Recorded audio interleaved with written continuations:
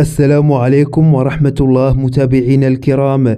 تصريح قوي من الرئيس الفرنسي بعد مباراة المغرب وفرنسا، وهذه التفاصيل. لكن قبل ذلك لا تبخل علينا عزيزي المشاهد باشتراك وإعجاب لنستمر في نشر المزيد إن شاء الله.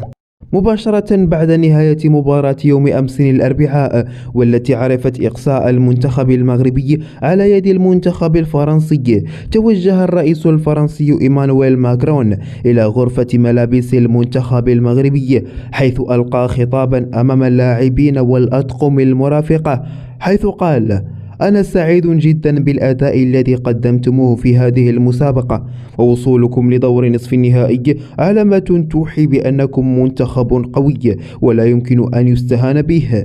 وأضاف: هذه هي كرة القدم، مرة تفوز ومرة تنهزم. اليوم قدمتم مباراة رائعة أمام أبطال العالم، لكن الخبرة هي من شكلت الفارق.